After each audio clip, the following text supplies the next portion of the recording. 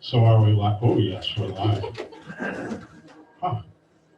It's 6:01 and we have a quorum.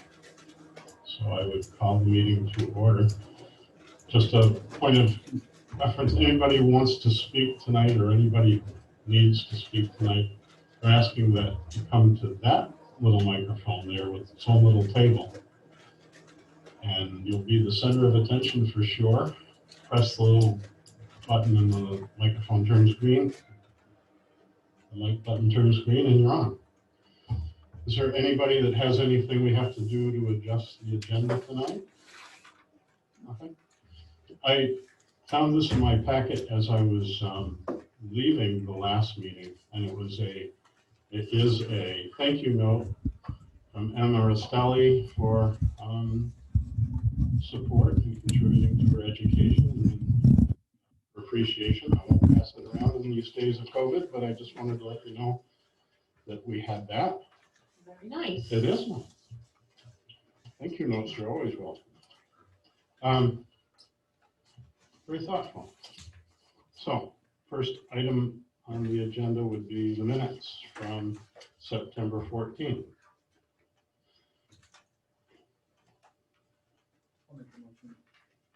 Dylan, motion to accept as printed, I assume. Okay. Anybody? Don, second. Any questions, changes? No discussion? All in favor of accepting as printed, say aye, please. Aye. You were here. That's fully understandable. I would support them as well. And then we're into public input. So anybody?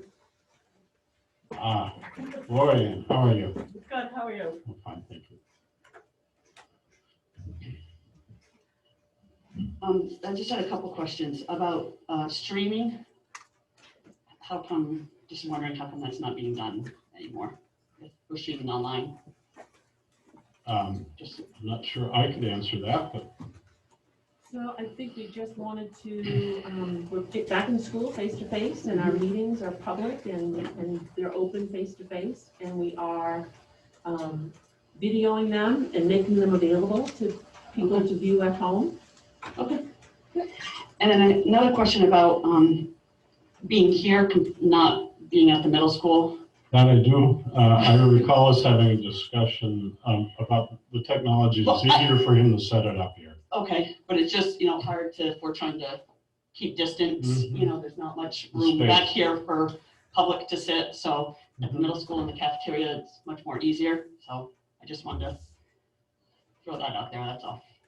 Yeah, if we have any more people here tonight, we'd have a problem, wouldn't we? Yeah, we would, yeah. So- So just something to think How about, please. much harder is it to move? You have to move quite a bit of stuff. Quite a bit of stuff, correct, yes. I mean, it could be done, but the echo would be. Do we do a classroom here at the high school? Or another location here in the high school? Could use the cafeteria Or the chorus. or the chorus rooms. And I have a board and everything. Oh, yeah. We appreciate Scott doing what he's done to help us out. Yeah, of And, course. it was, we've got these wonderful new mics because, Yeah. Right, no, I get it, I understand, Yeah, still keeping no, the it's a good distance point. and stuff. I mean, this is very hard down here to do this. Mhm. So, thank you. So do we want to address that while we're talking about it, or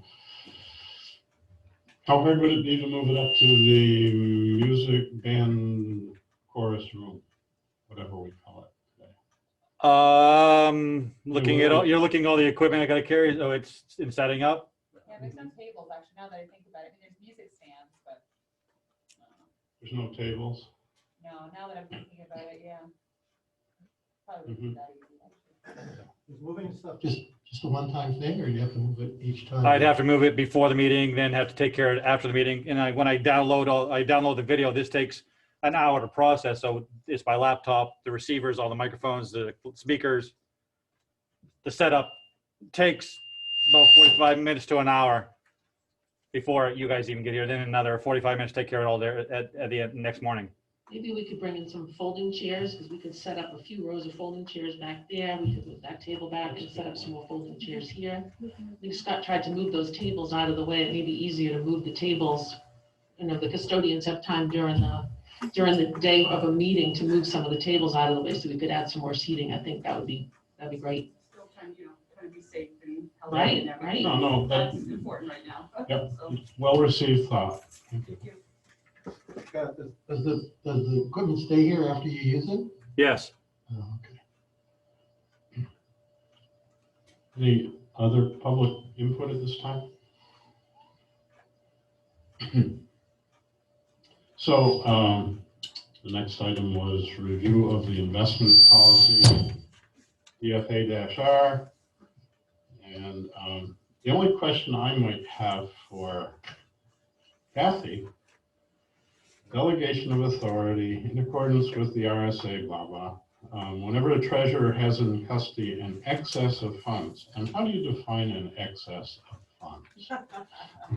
That's a hard one, isn't it? Well, I guess, yeah, I think, they might be talking about, the FDIC insured amount of 250,000, which is where we have a sweep account. Oh, the hot seat, sorry, and push the button so that everybody can hear you. We'll get the hang of it. Yeah. Okay. So the FDIC insured limit and just making sure that those investments are insured some other way, Mhm. which is how we do it with a sweep account, repurchase agreement. Okay. Otherwise, it was surely fascinating. Anybody? I guess we have to first move the policy, and do we have to? We're just reviewing it, so actually we don't have to do anything. Just to review, to get it. Anybody else have any comments? All right. Well, then that's it. Thank you. So we have presenters here for scoring and grading tonight. So I would like to thank Christina Flato for volunteering to talk about scoring and grading at the high school. She may have a colleague that joins her as well. For new members, we included a couple of documents that we've used in the last few years. One is kind of a frequently asked questions about competency systems, and the other one is more specific to grading and scoring and reporting. So that just, seemed like a lot of information, but it was good information that we developed as we started that work. So the high school's been at it longer because competencies were required in the state, in the high school by 2009. I think they were introduced in 2007. And K-8 schools were required to have competencies K-8 by July 2017. So we worked to be compliant with that and to build the accompanying scoring and reporting system to go with it. So the state did agree that they went about it a little bit backwards, that they agreed they should have started in kindergarten and built a system up through 12th. But what they did was they started with high school, 9 through 12, and then they added the K-8 piece. So the board was interested in hearing from teachers what the system is like for you, your kids. Yeah. Okay. So Kathy, I'm gonna be right on top of you here. I'm sorry, I apologize. You're not bothering me, but, so I teach two different content areas. I cover the music department here at the high school and also the family and consumer sciences department. So I wanted to give you kind of a quick overview of what performance-based assessment looks like. Do I need to be on a, I don't know, I think this mic might. I speak pretty loudly. You probably can hear me, but I wanted to give you an idea of what performance-based assessment looks like in these two content areas. There are some things that are similar and some things that are different, just because of the inherent differences in the two programs. So I'll start with family and consumer science. So I've got two different worlds here that I cover. So I have a foods class and a garment and textiles class where kids learn how to create garments and how to manipulate textiles. So the first one you'll see is, it's our first PBA we do in garment and textiles class. And at the top there is formative assessment activities, which are essentially the practice work you do prior to any formal assessment. So you'll see that there's just a couple little targets here at the top. The kids learn about, in order to be, actually something that I changed in all my performance-based assessments was if I was using any any techniques or anything that came from other countries. I wanted to make sure I honored the history of the country, so I made sure that kids understood the history of what we were doing. So in this instance here, we're learning about sashiko, which is a Japanese stitching technique. So they do some research, they do some practice, and then as we move on, the summative assessments all are accompanied with rubrics and learning targets. So I'll just kind of show you right here. This is one of our competencies in family and consumer science, exploring, which is basically research-based things. And the learning target can be found right here. Learning targets always start with the language I can for every student. And it says, I can effectively identify a stitch pattern in the traditional sashiko stitch style to mend a garment or accessory and provide this pattern within a planning document that addresses materials and tools, I should say and tools for the men, but it says tools for the men. And basically kids can see how they can score between a 1 and a 4. What I like to tell kids is that 1 is basically you try. It really doesn't mean much more than you put an effort forth, and that just defines the 1. A 2 is that you're able to complete the task, but you didn't necessarily do it to any specificity or correctness that we're looking for. 3 is where you see things start to get more fleshed out. That's where we have some very specific things that kids can very concretely see what they need to do to accomplish a 3. So in this instance here, they're going to source a stitch pattern that is in the traditional sashiko style. They can provide the stitch pattern with their completed project, either by drawing it themselves or reproducing the original. And they have a planning document, and it goes on a little bit to say a couple more things about that. What then we have beyond that is a 4. And I know that there's some difference between teachers in whether or not you define very clearly what a 4 is for students. I like to give kids a really strong framework of understanding of what a 4 can look like, but I also give kids the ability to design that themselves as well. So in any of my classes, as long as they can meet what I'm asking for a 4, they can also demonstrate it in other ways as well. So in this instance here, they give some information about the historical background of it, and they consider reasons why somebody in varied cultures may decide to mend their clothing and how that impacts systems and stuff like that. So that's kind of just a quick look at what a rubric and what a target looks like in family and consumer science. And I won't show you foods because I don't want to be here all night. But do you have any questions about this so far? Does it make sense? Okay.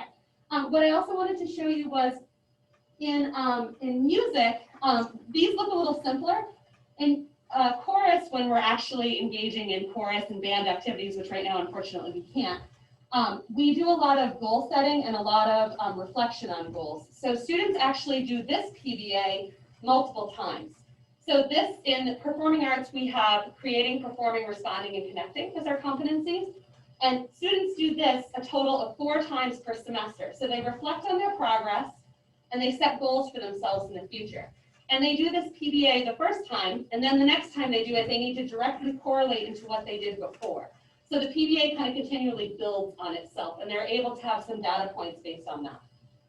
So I'll let you kind of just look at that for a second. But the other thing I wanted to briefly show you is I teach another class called Personalized Music at the high school. And essentially, it's where kids get to design their own learning related to music. And they can basically learn about whatever they like. In that class, they actually write their own rubrics. So we go through a process of not only just deciding what they want to learn about, but actually developing the rubrics too. So this template is what's given to the students. So they see all this information here. And I help them design a project and rubrics to go with it. And those generally are 5-week-long projects, but with the pandemic, they're 10-week-long projects right now. So yeah. So how do you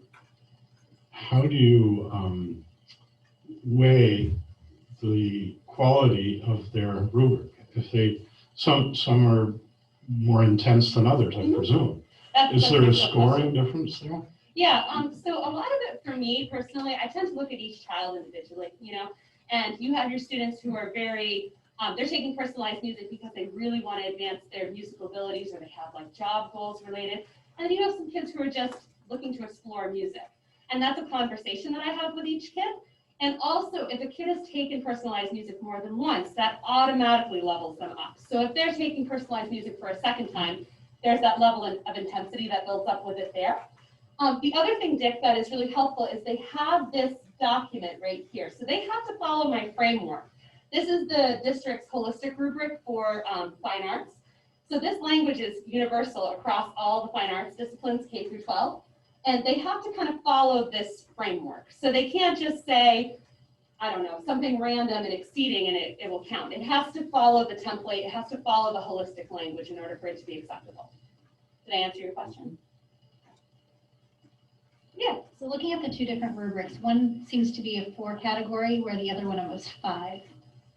Oh, This one is a 5. it's a formatting thing. So Okay. this right here, actually, this is the competency you see. It's a little confusing, you're right. So this would be 1, this would be 2, this is 3, and this is 4. That's just a formatting thing. So I will say it would be really nice if we had universal formatting. I don't think we have that as a district, do we, presently for competency, or do we? I think in, most places we did. Okay, I may have missed that, because as you can see, I mean, when you go between my different ones, this was one of my earlier rubrics, and the formatting is very different. I like the way that I'm doing this better now, and I think I'm trying to stick with this, but it's a transitional process to get them all in the same format. We've done a ton of work, yeah. So next question. So is the expectation for any summative assessment, a rubric will be provided? Oh, absolutely, yeah, at least, and I think that's universal, right, Eric? That all, yeah, absolutely, yeah, and it's not just that the rubric is, at least in my classroom, it's not just given to kids. There's a lot of time spent discussing it and showing exemplars and things like that. And I collect a lot of student work over the years, anonymously, obviously, to share with kids. Yeah, exemplars are key. Maybe I just follow up a little bit more on mine. You kind of hit it, but there's still And I go fast. a little something that's missing in the back of my mind that, Okay. you know, you've got different kids with different abilities, but how do you score their at different ability levels? In other words, yes, this student, this learner is doing a great job for their level, but this one is considerably advanced. And is there how do you differentiate those? So do you mean specifically related to personalized music or just in general? In general, I guess. So let me see how I can answer that question. I'm just trying to frame my response.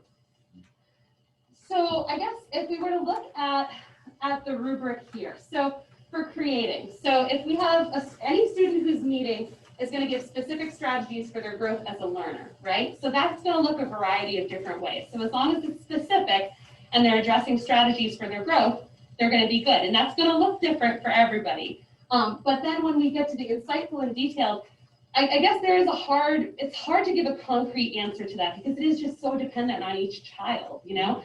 And I don't really know, for the way that I've designed stuff like this, I don't really know exactly how to frame what that would look like because it's kind of, unfortunately, it seems like it's a little subjective, but it's more about differentiation with each child. Now, if I showed you, of course, I've logged out of everything here, but I do have other rubrics that are more concrete in terms of like specific, exact things that kids do. And those are more related to like performance. So if we have students who are taking a performance assessment related to singing their choral music, meeting has very specific criteria that everybody will do in the correct way. And then also exceeding will as well. It's just for some of these, it doesn't quite line up as specifically. I don't know if I'm answering your question though. How to define insightful? It is, yeah. Yeah, and exactly. Insightful is different it really is different for every child, I feel like, you know, and everybody's going to show insights in different ways. Yeah, and I get that. And I guess, you know, obviously I come from a different system of grading.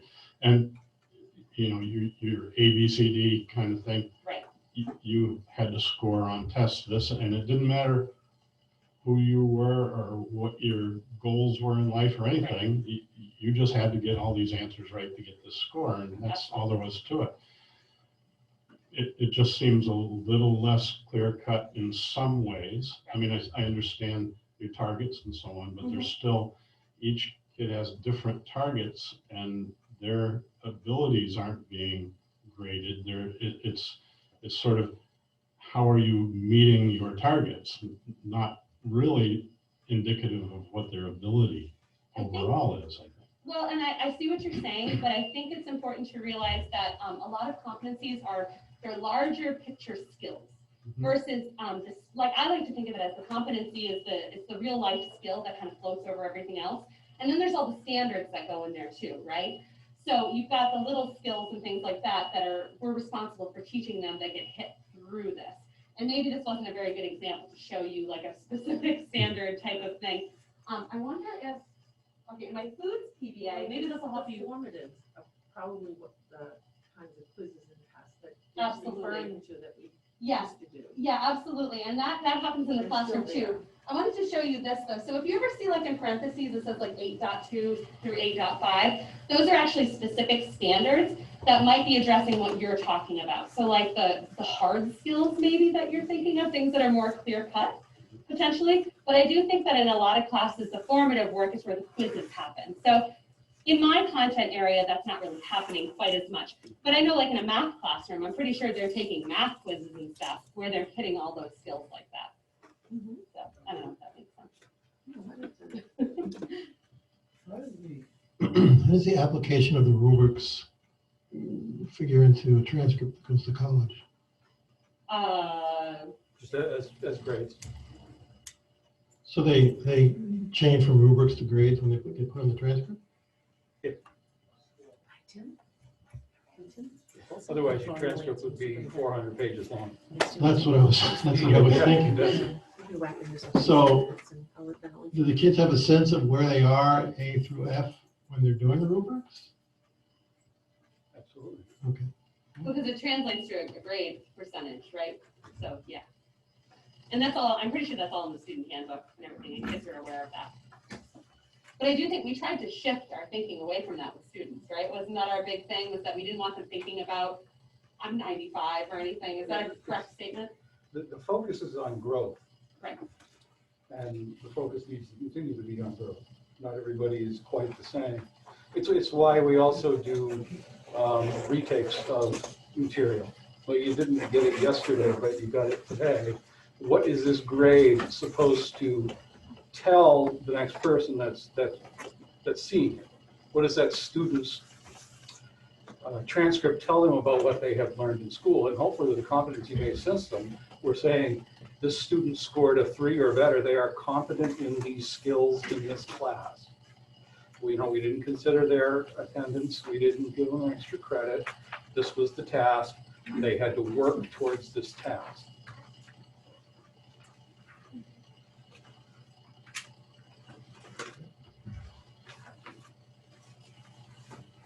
I'm just sending around a fourth grade report card, progress report, that you could see what this looks like.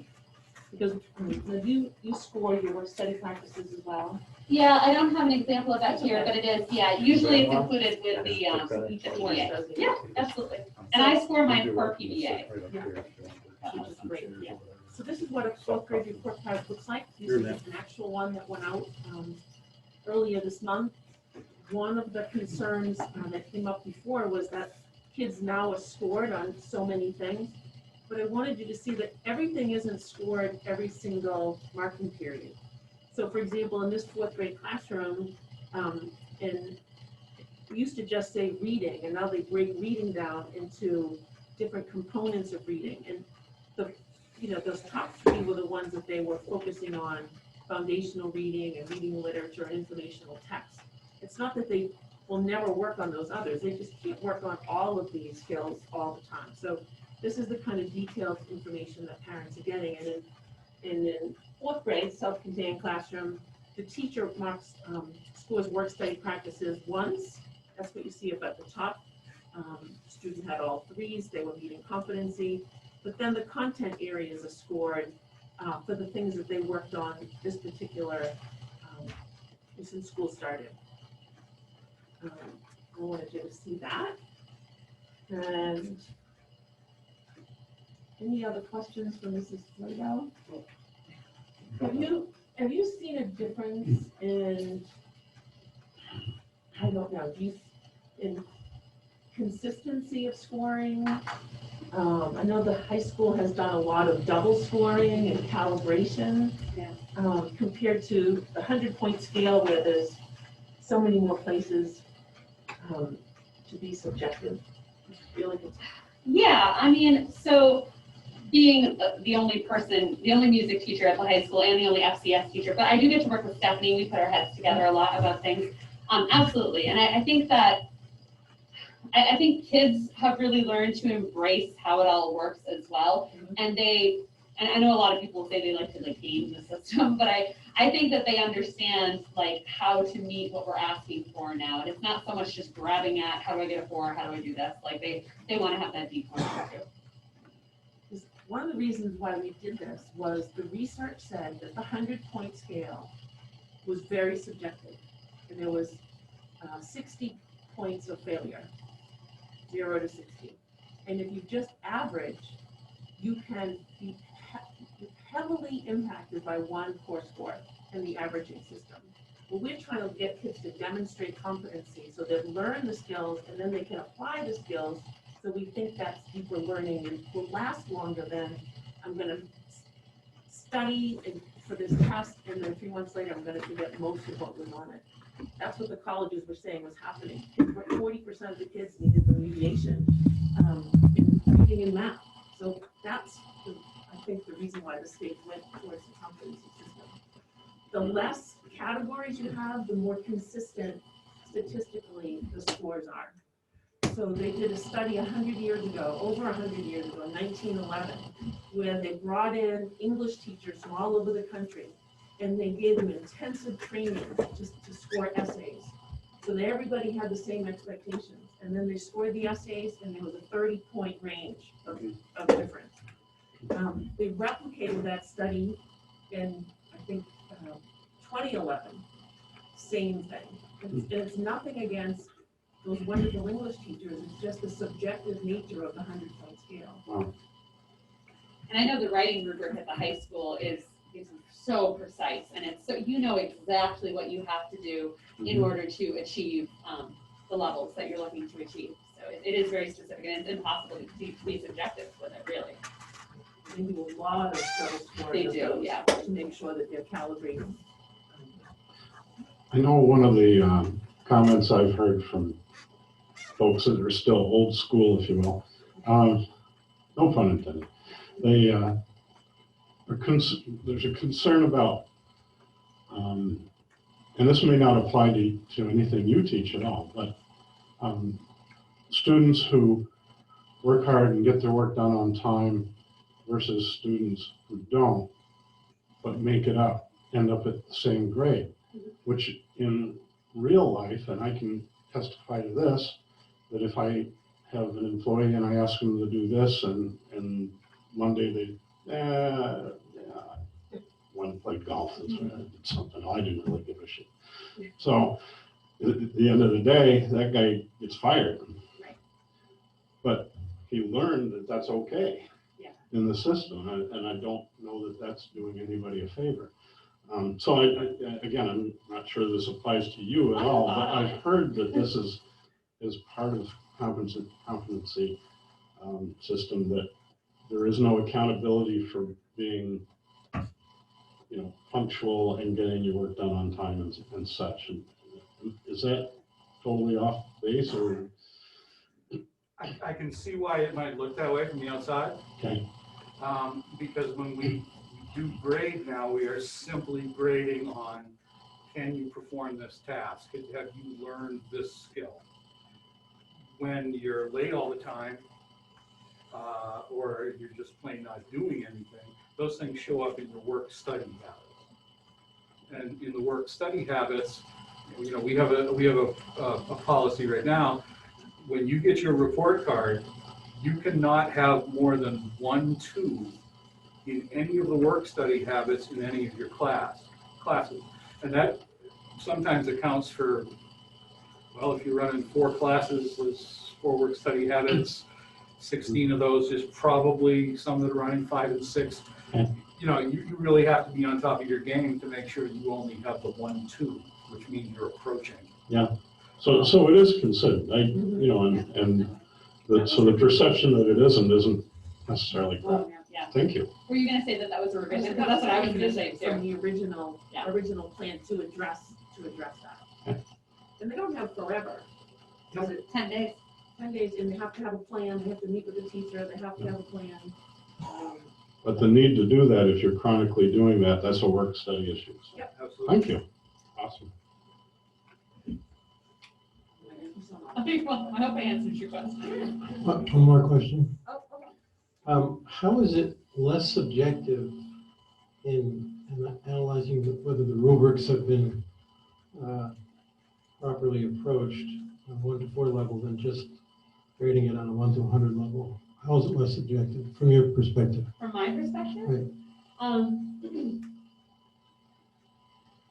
Well, I think it would depend what your criteria was scoring on a 1 to 100 level. So I think that there is this, if people were just kind of arbitrarily tossing numbers at essays, which I'm not sure in the study that you referenced, what was their scoring model? Like, were they using some type of guide, or were they just saying this is A work, this is B work? Like, do you know? It was, I'm sure they did have a tool that, Something. yeah, it wasn't a rubric, right? Yeah, so I think it's a specificity issue. So, I mean, I suppose any tool for scoring could give you precise results, provided it's a good tool. So a rubric is specific, a well-written rubric is specific, and it's very detailed. So there really is no room for wiggle. So I think it would depend on what type of scoring tool you were using for the 100-point scale. And correct me if I'm wrong, there were so many different criterion levels in a 1 through 100 system, it just gets kind of muddy. You know, it becomes this like, oh, you know, it's not quite here, but it's not quite there, and that type of thing. Whereas this is concrete. Like, here, you did it, but you didn't hit anything here, so sorry, you're here. There is no 2.5. It's very concrete. You either hit it or you didn't. Did I answer your question? Yes, yes. And when you're grading, two questions. One, do you think the kids are learning better or more thoroughly with this system than the other? And then, well, let's go through that question first. So in my experience, I'll speak to the music side of things because I've been doing that considerably longer than the FCS side of things. In an ensemble, the way that I used to have to approach it with 40 kids in a class was, gee, I hope they're learning stuff. You know, there wasn't really authentically individual assessment. What I've developed now is each student's being measured individually on their skills, even though they're in an ensemble experience. So like every student has to do 4 sight reading tests throughout the year. And I use a tool called Sight Reading Factory, and the kids sing a sight reading example at their level. There are 6 levels of difficulty. So Dick, actually, there's a good example for you of leveling. So in Sight Reading Factory, there are 6 levels of difficulty. So my high flyer kids are at level 6. Entry level kids are at level 1. They're also taking a sight reading test. They're being measured on the same rubric, but the skills are getting increasingly more difficult. So to answer your question, absolutely. My music literacy skills in my ensembles has blown through the roof. I had 5 kids get into All-State last year. Previous years, I mean, I had 1 or 2. And it's not just the high flyer kids, everybody is rising up because they're getting the chance to be individually assessed. So, yes. And my second question is there a spread or is it everybody in 4s? Is everybody in 1s and 2s? I mean, how relative to like grades, it was the old bell curve thing. Yep. So what's your experience with regard to how the kids perform? I mean, I never really believed in the bell curve myself, but how do you find that compares to this system? So I might be different than other people because I generally, and I think there are other teachers, I think this is causing a lot of feedback. I speak very loudly. If you can't hear me, please tell me and I'll speak louder. In my experience, I don't let kids take a summative assessment until they have completed every single formative on there successfully. And if they've completed every formative successfully, there's no reason why they shouldn't be successful, not necessarily at a 4, but at least at a level of 3 on their summative assessment. So in my courses, I have maybe, I don't know, I'm not the best with math. I'm going to say a small percentage of kids who get 4s. And then almost everybody else gets a 3. There are a couple kids down below who get 2s. Now, granted, I teach courses that kids choose and sign up for. I'm not a math teacher. I'm not a science teacher. So in my experience, the bulk of the students are landing in 3. But like I said, that's because they are not allowed to take a summative assessment until they've completed every single formative successfully. So it just sets them up for success. Well, at the risk of showing my ignorance. What's a summative assessment? That was a good question. So summative assessment is the one that you take at the end. That's the one that we're scoring with the rubric. A formative assessment is practice, essentially. Did I define that well? Yeah. Okay. And one of the best examples is, the driving test. Passing the driving test, the written and the road test is like the summative. But going to driver's ed and learning all those skills about how to, do those turns, parking, passing, all that kind of stuff.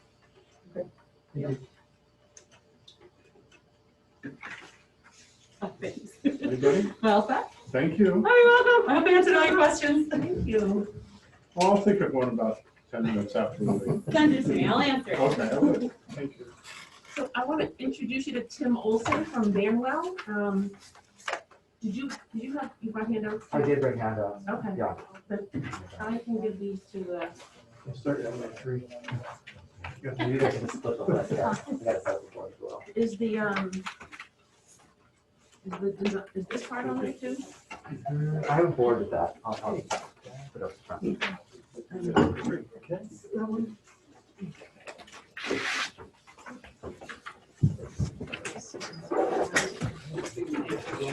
I'm gonna grab it in here. Nope, let's do extras. Oh, I'm sorry. No, that's okay. I thought I just put it in. That's all right.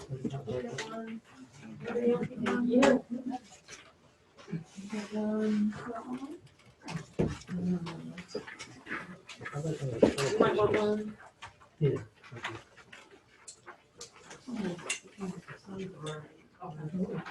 What's that? Anybody else? Oh, there you go.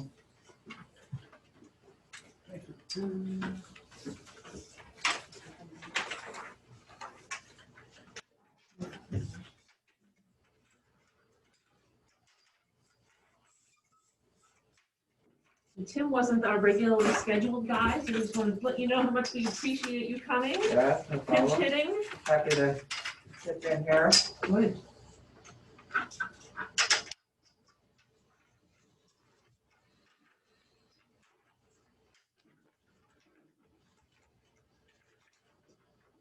Let's put this on paper. Can you put that back maybe by the board or if possible? Yep. I'll log out, actually. I may not be just some log.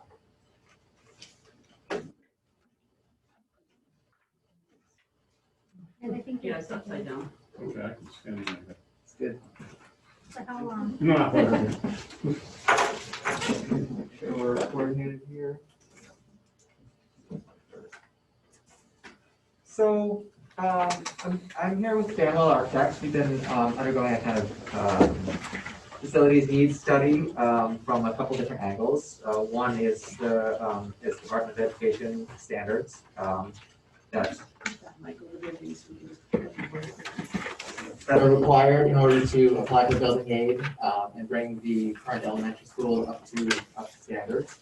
Another angle that's being pursued are some requests and desires from a facility standpoint for the school. And then the third one is looking at the current elementary school from a code standpoint, where are deficiencies and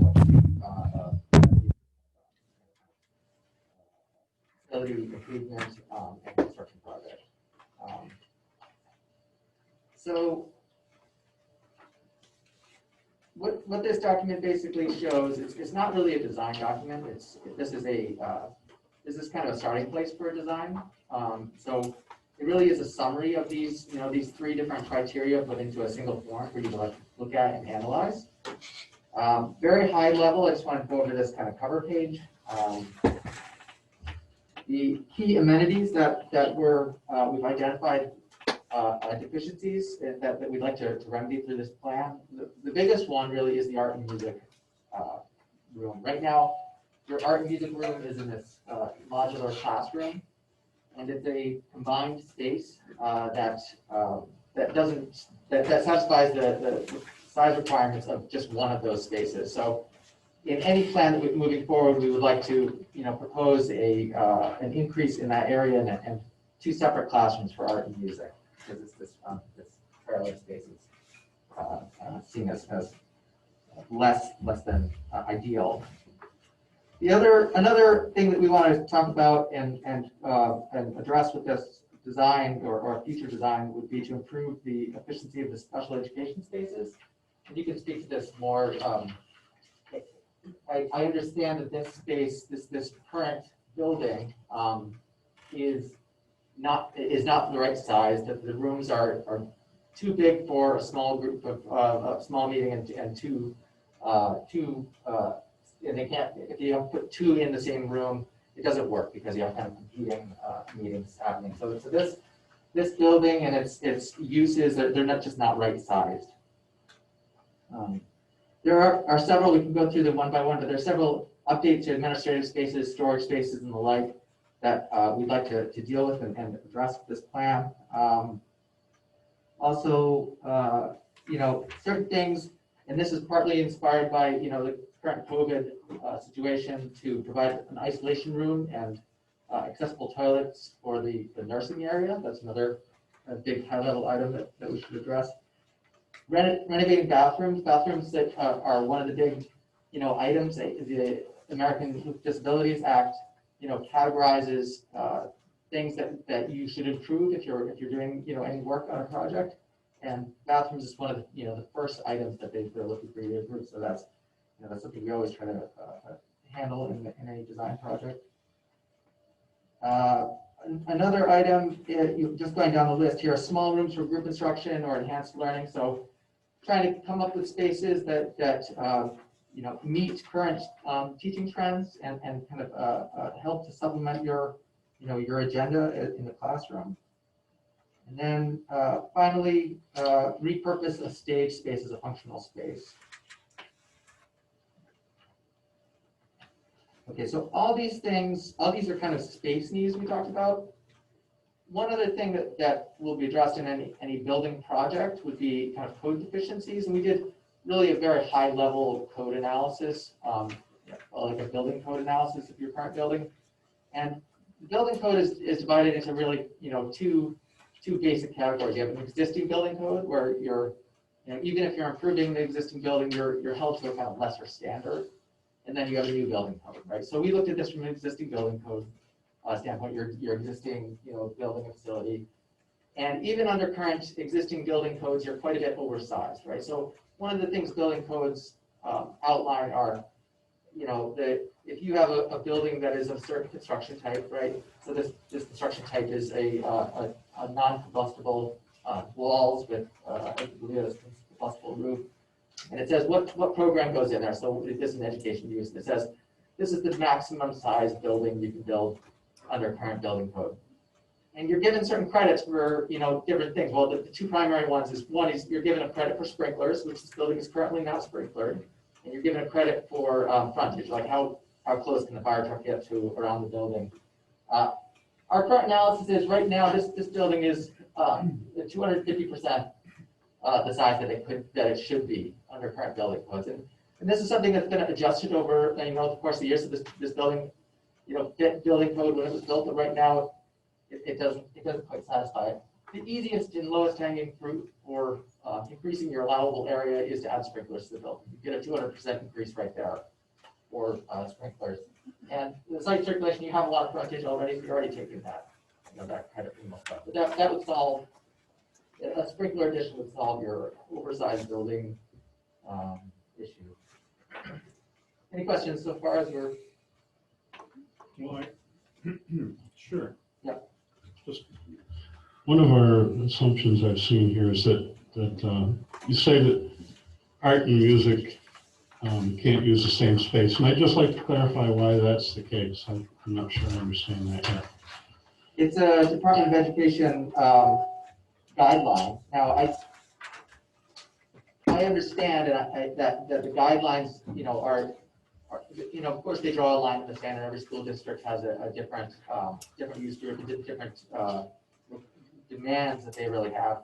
It's something that can be appealed, and through, you can get a waiver for certain things. If you wanted to put them both in one room, you could say, well, we never have simultaneous classes, so it can serve both functions. It's just a process that you have to go through in order to circumvent the requirements that are established by the Department of Education. Well, before I would want to circumvent any of that, I guess I would want to know from a local perspective why, what would be the downside of combining those in one room, or, why won't that work?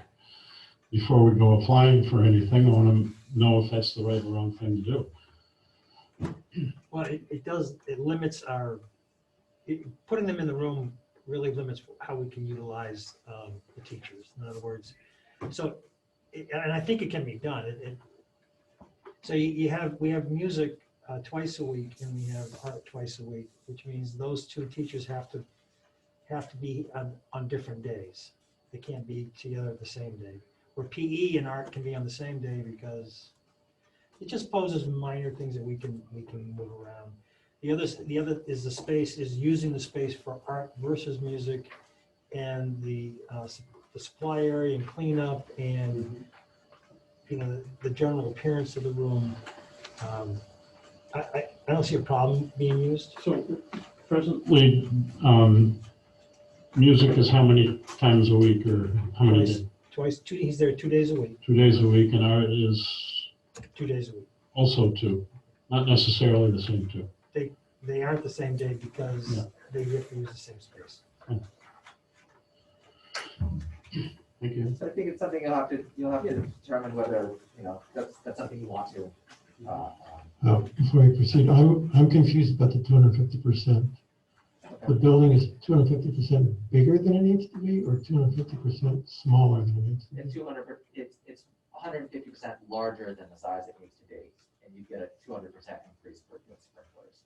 So it's 100% plus 150% the size it could be. So it's 250% the size currently that it is. If that makes sense. Not yet. I'm glad, because I'm So still like, I think, are you talking about sprinkler capacity issues? Or are we talking about classroom size? I mean, if you're telling me the building's bigger than it needs to be already, I don't think that's what you're saying. No, I'm not saying that. But that's what it sounds like. Yeah. So in order to put an addition on this building, in order to make it larger, we're going to say that we need to satisfy the requirements by the building code, that you can't build this building any larger than the building code says it can be built without certain things. And one of the things that can make the building larger is sprinklers, right? So we get a 200% increase for the sprinklers. Right now, the building is 150% oversized. So if it's 100 square feet, then it's So it's 150% larger than we're allowed to have it be without sprinklers. Right. That's what you're saying. Right now it is, yes, currently. So if you add sprinklers, then you both satisfy the current building code for the existing building, and you buy yourself some space to build a larger building. The only other way to get a bigger building is to put in a true firewall, which is done all the time. It's a little bit onerous and complicated, but it basically allows you to restart the map, right? So you can build 2 adjacent buildings. And the thought is that a building of a certain size, if you have 2 buildings with a firewall between them, one building can burn down and not affect the next building, so you can restart it. We'd like not to do a firewall. We try not to do that because, as I say, there are certain requirements. There's like distances to windows, and it's a little bit of a complex thing to do with expansion joints and other things. And at the end of the day, sprinklers are the right thing to do. Like they just make sense. They save lives. They're, sprinkling the building is so standard. And it gets you, other credits like in the building code. For example, right now your travel distance, your maximum travel distance that you're allowed to get out of the building, you're oversized by that. But the sprinklers also give you a credit to like extend the distance you can travel before you get to the next. So sprinklers buy you a whole host of things that otherwise you wouldn't have access to. So I have a question. Yeah. If we were to add sprinklers to the current building, what is the additional square foot that we could add to the building while maintaining that code? The whole building is, I think it's like 25,000 square feet. So you could add, it's like 50%, sprinklers add 100%, right? So 50% of 20,000 square feet is 10,000 square feet, at about 10,000 square feet. So that would be 40%. and bigger. But my math right? So we go from 25,000 square foot to 35,000. So you could buy yourself the ability to put an addition on hand if you a compliant building. That's all right.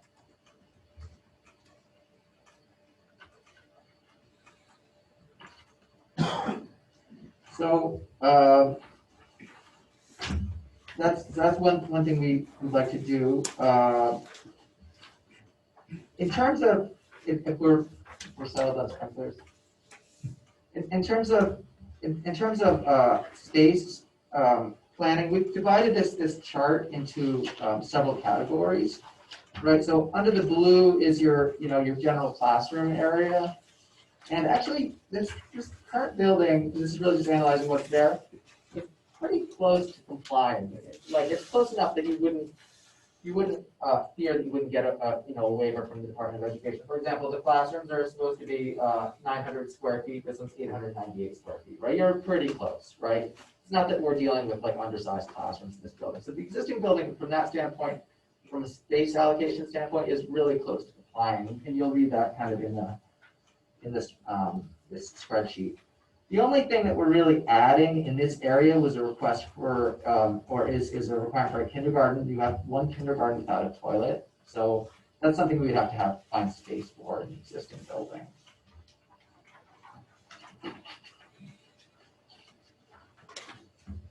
Okay. In terms of recommended spaces, there's a thought that you could add a flex classroom for these years when you have an extra large, third grade or something like that, where you can allocate that classroom according to your needs. So that's kind of it's a thing that's nice to have. We strongly recommend something like that if you're going to do any kind of building project. But to add one more, classroom is the only thing that we've kind of listed on this sheet. Getting to the specialized classrooms, this is where we were talking again about the art and music room. You'll see on the chart that under existing, we've zeroed that out because we don't want to keep them in the trailer. And we put 2 spaces, each 900 square feet for an art and music room. Again, something that could be negotiated if you communicate back to us that really we just need one room that can be used at different times, and that's something we can talk about for sure. Okay. Working down the list, again, I'm just going to touch on the kind of big items. There's a lot of special ed classroom spaces that we're adding again under this new needs column of several 120 square foot classrooms, a storage space, speech and language pathologist spaces. This is more coming from the school, like a list of requests for what's needed, especially if we're to get rid of this wooden building. Just that, I should not have skipped over this, but this building right now, this is a wood construction building. It's very close to this other building. It's so close that, for example, we can't have doors that are this close. We need to have fire rated assemblies that separate these 2 buildings, so they're 2 different building types. So in addition to just recognizing that the spaces in this building aren't very good, the adjacency of the construction type means that even if we're going to use this space for new programs, we figure out a way to do it. Its construction type isn't particularly amenable to this adjacency. So again, this is something that we think it makes a lot of sense to get rid of this building. Okay. So that's all the special ed classrooms. Can you move the building? So it's not so close? Yeah, that's a building from the lumber yard, actually, that they gave to us. So we just put it on a foundation over there. Yeah. So it's not like a built-in. If moving it is a possibility, I don't see any reason. I mean, it's just how close it is. And of course, then you have to have students going outside, going to to different classes and things like that. It's probably not ideal, but that would satisfy the building code issue. Okay, thank you. Find a spot for it. Okay, virtual classrooms, gone through. Adding just really some a kitchen office, a toilet in the kitchen, just kind of functional spaces, storage space for the multi-purpose room. These are kind of the core functions. And then educational support, again, new needs. It's really like a closet spaces, an admin meeting, a small meeting room. Nothing. These are really the smaller items. The big one is the art and music room and the additional classroom for kind of flex spaces. Those are the big pieces of the pie. Can you go back and talk about the library? Is there changes to the library? No, we went down this road, so I think this is one that the Department of Education had, we have applied for waivers on this one before. It's supposed to be 1,800 square feet. And you have 900 square feet right now. But I think there's a little bit of a recognition that 1,800 square feet is a bit antiquated right now, that libraries aren't used as they used to be used. They're not really storing books. They're used for, media centers and all sorts of other uses. So that's one that if you don't want to just meet the prescriptive requirements of the Department of Education, that's something that we think is easily passable. And that was the direction we received at this time, so just keep it at 900 square feet.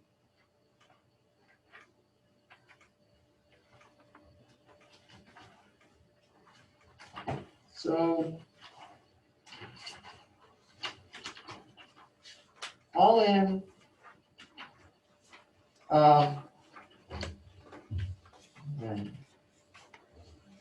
okay, so trying to see.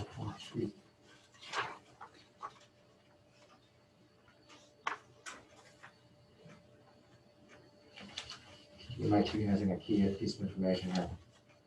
All in, if you add up all the additional area, you get to about 6,000 square feet. I just remember this one. I don't see it on the sheet actually. You get to about 6,000 square feet. So is that the new needs? Is that the new needs column? That would be the new needs column. That would be total. And that number is a little bit undersized as well because it doesn't account for certain things. It doesn't account for all the circulation, the thicknesses of the walls, the custodian closets, things that are required, that are part of the building. So we usually multiply that by a number. It ends up being, maybe 25% more for all of the other stuff added up. It sounds like a lot, but it ends up being, I think we got this thing just about under 10,000 square feet. As a guess, we haven't designed the thing yet, but just that's our experience that just adding the education classrooms, you have to put a coefficient in front of that number in order to actually achieve it. At the same time, we haven't designed anything, but this suggests places where you can put new building. You have to imagine that if you're putting a new building here, if this ends up being the perfect spot, we don't know if it is or not. That there would be a corridor cutting through these classrooms, so there'd be some loss of space there, right? So there's this is the kind of balancing act, right? We're just talking about, gross numbers, but that's where we think, we are. So you said that there was about 6,000 that was needed and usually multiplied by 25%. So my math tells me that's 7,500 square feet, not 9,000. So where the extra? It's over 6,000. I will share the spreadsheet with you. So just big picture. So looking at the requirements for the building code, which is the old building code, not the new building code, getting everything that we should have, it's about 6,000 plus some kind of a multiplier. Yes. Okay.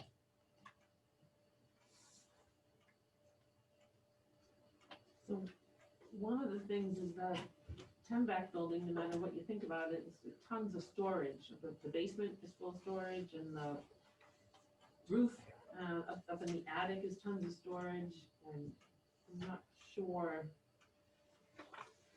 that's accounted for in the additional educational spaces. There's outside storage. I was reading it here when you know, it's like, Yeah.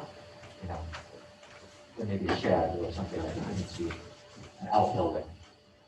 You never have enough storage. So I know. if we wanted to keep the Tembic building, there was the issue of the dissimilar construction so close together. How would you resolve that?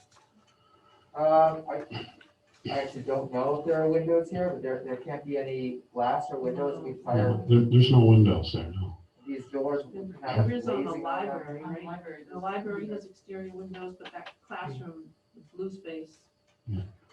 at the end is The, not. the building right adjacent to that is just a brick wall. Right. I mean, we have to certify that this, we could get someone in to certify that the fire rating of the existing materials would meet the requirements. It's, I think it's only 10 feet, within 10 feet of the building. We would have to research it, but if you came to us and you said, we've got to keep this building, then that's the study we would do. We would say, okay, here's the impact, you know, and we'll show you that. Mhm. So if I can ask, I don't know if you've been on the team for the whole thing, but years ago when we first started looking at this building, there were some concerns. One of them was that the roof had been insulated after it was constructed. And the impact is that it doesn't melt the snow on the roof the way the original roof system did. Back when fuel oil was, whatever, 15 cents a gallon or something.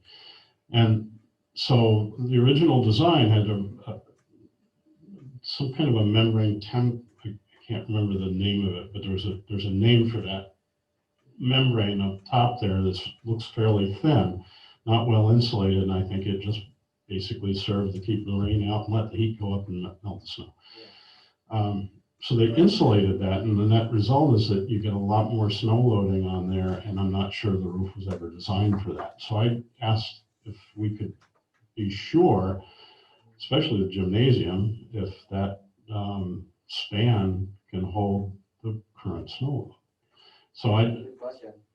that's why I asked. You know, and that's honestly for a while it kept me up nights worrying about, you know, if we were not being careful about that. So that's one issue I had with it. I know that we have had some issues with plumbing in the building, and you know, are we going to be assessing our plumbing and so on, and you know, all of our utilities to know where we stand with this building for a 20-year span? I mean, I know there's no ironclad guarantees, but I mean, these are things I would hope to assess so that we would understand what we're buying. Right. If this is, you know, if we determine that we're keeping this building and we're going to maintain the programs, we would engage a structural engineer and a mechanical engineer to look at and assess all of your needs. This would be before we come up with a price for the project. And, you know, that would really be the, you know, the next phase. After we sit down and we say, okay, we're going to put a little addition on this thing, we're going to keep this. That would be enough information for us to go and gather the rest of the project too. I'm wondering, has the elementary school principal looked at these before? I've had a lot of input in that. I have ideas where I'd like to put the extra wing, what it might look like, but yeah, a lot of those, I've been back and forth with them, with Danwell on. Okay, well, that's great. And if the so is the teachers. staff. Next question, great. Okay. Question. Anything else anybody wants to ask, or would you like to add any? I think, you know, I think we're missing the bottom line sheet, so I don't know if it's possible to circulate that after the meeting. I'm not sure how that. So what's our next step? What are you looking for from us, or what do we do next? Well, I think it is just that. I think it's looking at this list and the you know, the wants column and the needs column, and coming back to us and saying, okay, this is our best guess at what we want to do here. And then we can go back and show you what, you know, some options of what that looks like. It really is the beginning of the process, right? Yeah. Well, I'm just taking a quick look at this. I don't see anything in the wants column at all. Zero. It's all needs. On page 2, new needs. Oh, you want? I'm sorry. New needs are what I was looking at. You're right. Apparently, we have some very easily pleased people that don't want anything they don't have. That's why I asked that question. I think they're calling those needs rather than wants, so. It must, It's early in the process. yeah. It sets a different tone. We're shooting for the big one. Right. Yeah. Mhm. So we need to come up with a way to analyze this as a group or subgroup, or how do we, anybody have some suggestions on? Well, is this the same group that did the high school? Yes. Okay, so are we happy with the high school? We are. We're Okay. on the punch list and warranty items. I wasn't part of that. I've only heard good things, but I just thought I'd throw it out there. Yeah. I think if they weren't a good firm to work with, we wouldn't be talking with you tonight. And we were very, very pleased with the process to get high school done, and there are very few, there are snags, which you would expect, and we're working on those, but overall, pretty pleased. All right, well, we'll figure out how to analyze this and get back to you then. Thank you for your presentation. Share your name for us. I missed your name. Tim Olson. O-L-F. Owen. Oh, thank you. Ah, that's 50-50 shot. Oh, that's just an extra. All right, so we'll proceed to administrative reports.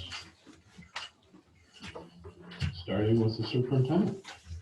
So, let's see, I gave you a little bit of background on some of the conversations that we're having at the elementary, the middle, and the high school. But when the principals do their report, I'm gonna have them address that. And they're working very hard with their staff. Everybody's working really hard. I just can't, I appreciate it so much, and I think it's important. We all know just how hard people are working. We're also trying to be good citizens and role models with our masks in and around school. And I know Lori Rastelli's here, and she keeps us on our toes. In the middle school newsletter this month, she has a wonderful video of a student talking about masks and tips and tricks, and it's fantastic. And I appreciate Nurse Laurie keeping us on our toes when it comes to trying to stay healthy.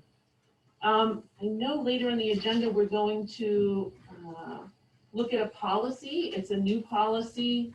It's a law that went into effect August 14th. Your school boards association is recommending, and your lawyer, that you adopt the policy tonight and then put it back on the agenda for review. But we need to comply with the law. We just updated our sexual harassment policy in January, but a new law came out, and there are some huge differences to what we have to what we are required to do by law.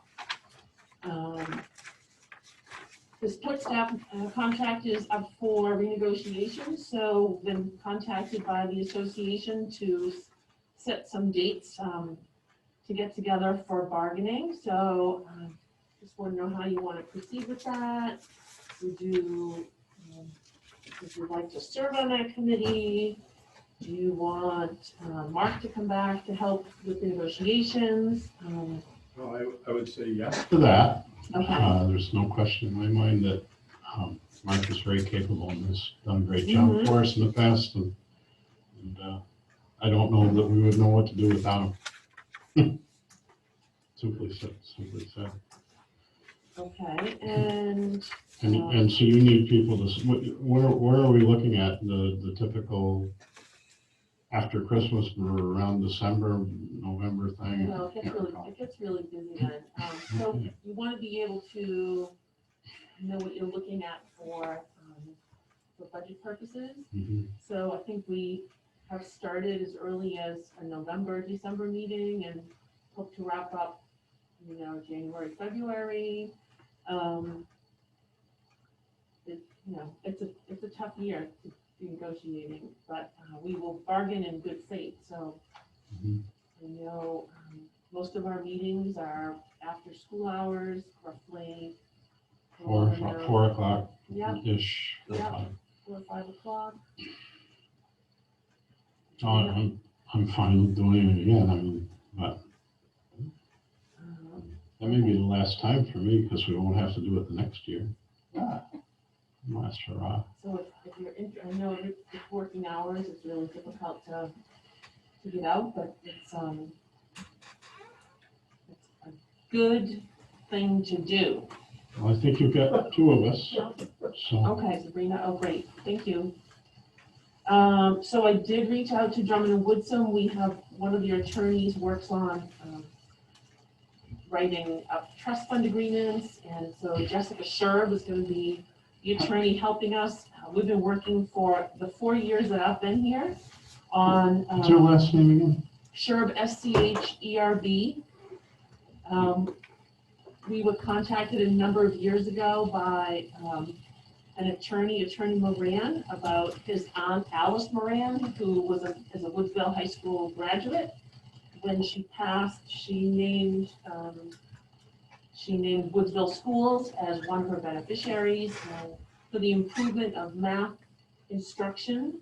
And we want to be able to accept the funds and set up the trust for that.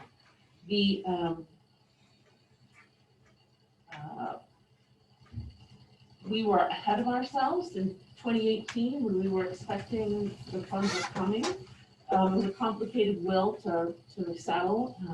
I think Alice wrote it herself. I think there were maybe 7 groups total that were going to receive funds. So we set up a warrant article, and it passed in 2018 to accept 250,000, but it's more likely to be 500,000 and change. So that's a really exciting development for Woodsville Schools, and we'll be able to do a lot with that money for the improvement of math instruction. I think you already know about the update on math because we compete with Vermont schools. Vermont kiddos have to wear masks on the field. We're just have always asked all of our players and coaches not on the field involved with the play to wear their mask. And now we're asking spectators to wear it as well. We're just working really hard to try to keep COVID out of our schools. And, if you listen to the state, and my favorite, Dr. Fauci, is, nobody's thrilled about the mask, but they do make a difference. So we appreciate our fans bringing their masks and wearing their masks. And if they forget them, we have extras that we can offer them. The AD at the high school said that he's in meetings with the NHIAA and the local soccer teams, and they're trying to figure out if there's a tournament and what that would look like rather than travel to the southern part of the state. They're proposing having the top 10, the northern 10 schools compete and the southern 10 schools compete. And there may be like co-champions, just to reduce the amount of driving that we're doing to compete. I would be okay with that. We just are really happy that kids have been able to play. So thinking about basketball, are they minimizing the number of people into the gym? So this is just soccer. Okay, I was reading ahead. Basketball is it's on my list. Basketball is a whole other thing, and I wanted to get your input. So they're recommending the season starts later, and the games would start like 2 weeks after the Christmas break, so that anybody that traveled could quarantine. So they would start later, and they would have a shorter season. The size of our gym. Even if we limited it to 2 fans per player, just for home fans, there's not as much seating as you think. Most of the districts with gyms our size are not, if they're gonna have basketball, they're not gonna have fans. They're gonna record the games and they're gonna post them so that everybody can see them from home. And that, it breaks my heart to say that, but I think it's the only way I'm going to be able to support basketball this season, because I want the kids to play, but I can't have, visiting team, home team, JV fans and teams and varsity teams and all of that traffic. It just is a recipe for disaster. So that's my thinking. I don't know what you think about that. That 100%, I agree. If we even have basketball. If we even have it, right. Somebody said, they're doing indoor volleyball, but they're doing it down south, but not with fans. Or if they do, it's a really giant gym and they're limiting the numbers of people. So, all right, I will let John know that. And I think that's all I have, unless you had questions for me. So thinking about the middle school basketball, I know their gym's a little bit bigger, but is there a way to also record those games? And is there an interest in recording those games? I think so. I don't know, what do you think, Bob? I think it'd be great to record them. I'm also thinking about, we need to plan for additional disinfecting of the entire gym. If we figure out who can record the games. So, we'll work on that. Lori, I had a question about the elementary school and the 3 foot between the students. Yes, I'm not comfortable with that. I don't know if that could be looked at by the principal and we can try and maximize that more, but I'm not comfortable with 3 feet at all. I get that there's limitations, but I'd like to try to express if when there's a will, there's a way. So I just. So, I know we need a magic wand, Dawn, to make those rooms a little bigger. Jim and the staff at the Woods Elementary did a great job putting out surveys, trying to figure out who wanted remote learning, who wanted in-school learning, and when we started out, we had more of the 6 feet.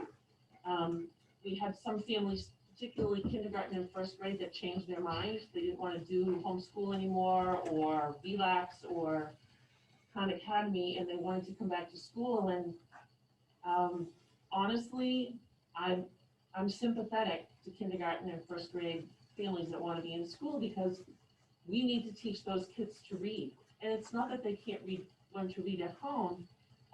Families weren't feeling comfortable that they had enough experience to make sure kids were learning to read, and it's fundamental. So we didn't make them wait the trimester. Because we had said, whatever you choose, we want you to stick with it. But we let some kindergartners and first graders back in because we need those kids in school. So 6 feet is ideal, but the state never said it was the law. Like, we would like to have 6 feet. But 3 feet is better than no feet.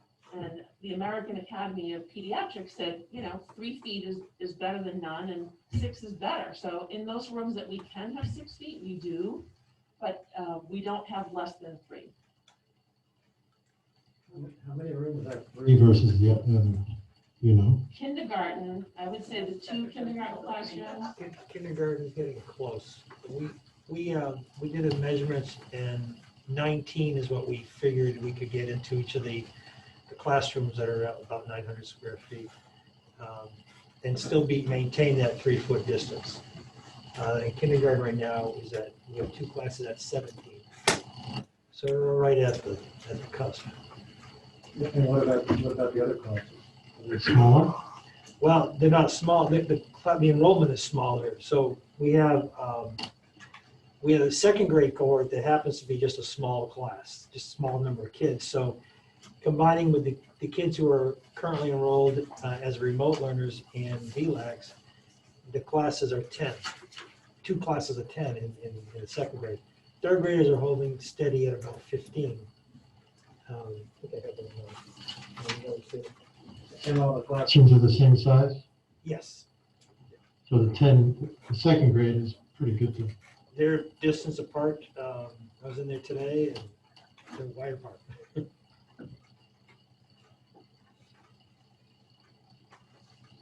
So we have a. Well, I was going to talk about this later. I don't know if you want me to go on it now or the survey. We have a survey going out next week for trimester 2 to find out where people are going to situate for trimester 2.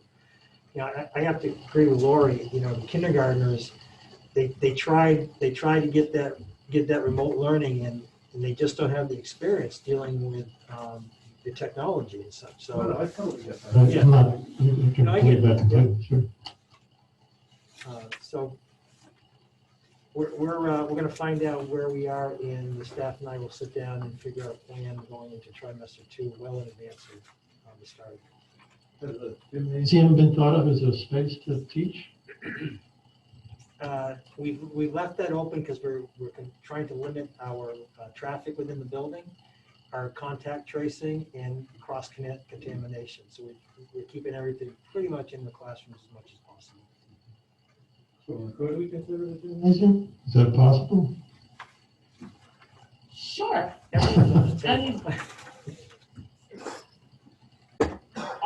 nothing's off the table. It's not ideal. PE uses it 3 days a week. Yep. You know, there is another school, Bath has a class of 35 desks set up. They use it for meetings. They use it if the class needs to move. You know, you have to add another staff member, is that what you're saying? I don't know what I'm saying. I'm happy about 3-foot distances. And if we can stretch it out by using other space in the building, it seems like something we should consider. You know, you're right, there'd be other personnel because it'd be a different location, perhaps. We might find that in a kindergarten case, that if it goes down anymore, then we would open up the third kindergarten room that we have on reserve right now and then reduce the numbers in all the classes across the board. Does that make sense? Yeah, so there's extra rooms, it's a matter of personnel. Yes, at this point, because based on what we have, we can't split the kids yet because we don't have the personnel to move into a third kindergarten class. I see what you're getting. So how much would that cost? Another staff person? Right. Depends if it's entry level or if it's an experienced person, probably, with benefits, 50, 45, 50. We have 340. Kathy's saying a little more. Okay, what? There's $45,000 in the fund that's unspent, right? She keeps not. What, 50,000 not spent? 340. I thought there was $345,000 that was sort of extra that we hadn't spent. Is that still true? Oh, it's SAU. Okay. Is there extra money that hasn't been spent for our group, for our school system? Only the SAU can keep a fund balance like that and use it. Okay. I know. I don't know how this works. I thought you meant the grant money that we got. No. I was thinking of that extra. So Any surplus money has to go back to reduce taxes on the current year. So no, we do have a retained fund balance, but with COVID expenses and stuff, I mean, that, you know, we talked about. Can we have I'm brainstorming. Okay, something I like to do. Can we have a town meeting on that to get an extra personnel person? So you'd have to I mean, petition the like a- board to, Have an extra. a special town meeting to get additional funds. You know, why don't you let us think on it?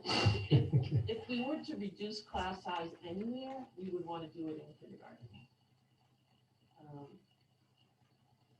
Okay. Just trying to throw some stuff out there to see what's possible. I mean, I didn't know there was an extra room that wasn't being used, for Well, example. there's 3 classes per grade, and one of the teachers is remote. So this particular teacher isn't using her classroom. Lots of other people. It's not that it's not going unused. We had, one of the things we did to make room for those kids is to clear out our classrooms. And that's the spare room that we're using is for storage, but we're also using for small group instruction. So it's not, because as to the presentation from Banwell, our instructional rooms in the Tembec building are too small, so we have to find additional spots so we have good spacing between the students and the teacher in small groups. So it's a domino You could get effect. storage, you could get a storage unit. If you filled the first one like We can that, get another one. yeah, it's gonna need another storage unit, but it's not impossible. No. It's just, these are the things that are coming up on a weekly basis that we're planning for and addressing the best we can. But it's also finding another staff member. I know there are schools out there that are still 5 or 6 staff members short because there's just no one applying for one reason or another. So each year, we've been able to finish with a budget surplus, and this is the first year that I'm concerned that that won't be the case. And it's my responsibility as superintendent and providing SAU services that we don't overspend your budget.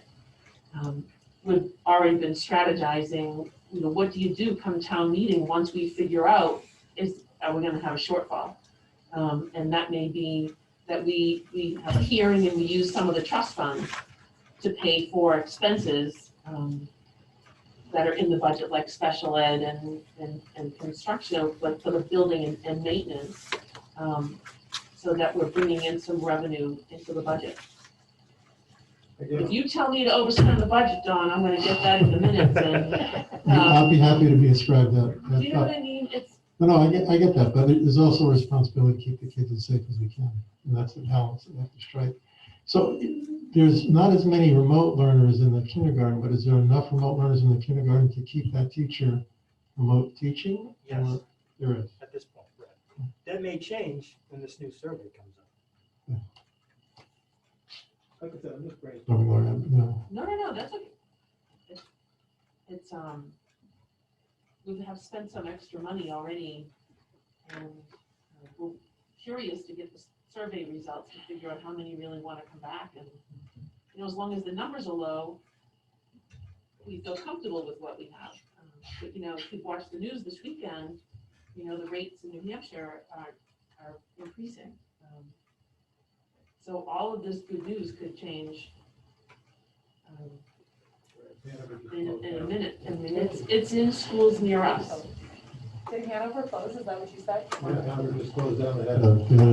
The whole system closed down. They had one student with COVID in middle school and one in high school. Yeah, my best friend teaches there. I knew they had closed as of yesterday, but today they're closed.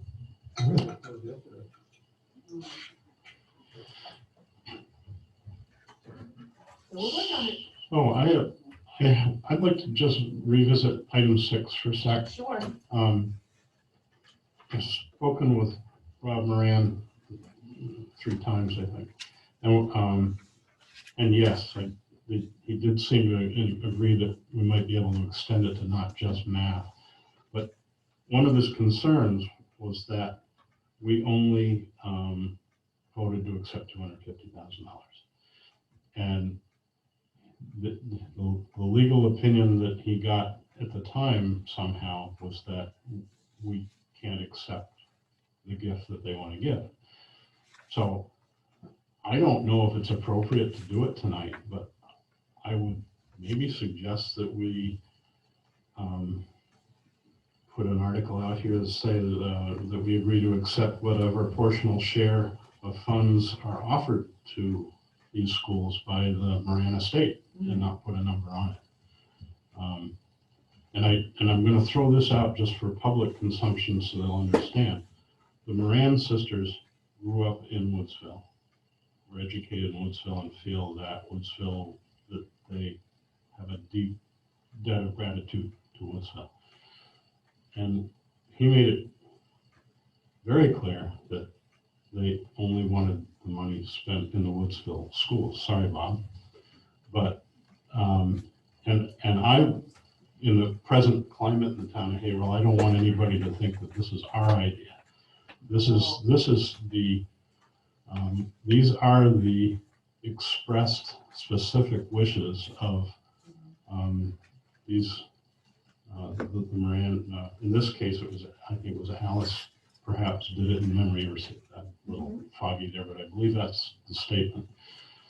And it's their wishes, not ours. And that we would have to take care to be sure that these funds are, and the trust agreement will have to state that these funds are only to be used in this school and the elementary school at this time. So I don't know if anybody would agree to do it, but I think I'll make a motion. I don't think I've made a motion before, but I'll make a motion to state that we agree to accept whatever portional share of funds are offered to these schools by the Moran Estate. Okay.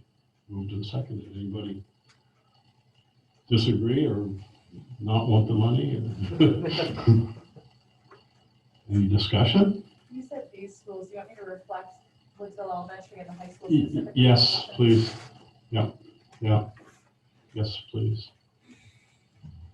Okay, in that case, all in favor, aye.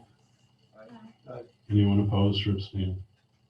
I don't know if that'll meet the definition, but it's worth a stab, and if it doesn't work, we'll have to do it again. So Attorney Sherb is going to reach out to Attorney Moran and just run some language by him, because she wants to make sure whatever she, develops is, meets the criteria that he's looking for.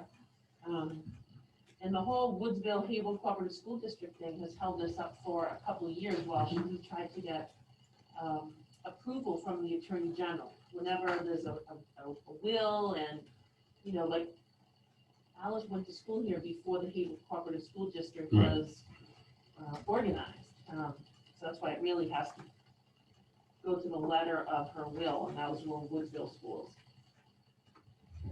Thank you. Thanks, Dick. So, Can I ask two questions to Yeah, Lori's sure. report? When we push back the beginning of the school year, did we also push back the end of the calendar? We also push back what? The end of the school year? The end of the year. When we push back to the start date of September 8th? No, those all count as instructional time. We'll have to wait and see how many snow days we get. And the snow days I still get questions all the time, are we gonna have snow days anymore now that we can have remote learning? It's on our agenda for the admin tomorrow because, you know, in rural areas, snow days, people have horrific internet. If you have any internet at all, you're lucky. People lose power, never mind have internet ready to do online learning. So in the ideal world, there wouldn't be any snow days, we could do online learning. If we have a ton of snow days, we'll have to address and make a ton. Okay.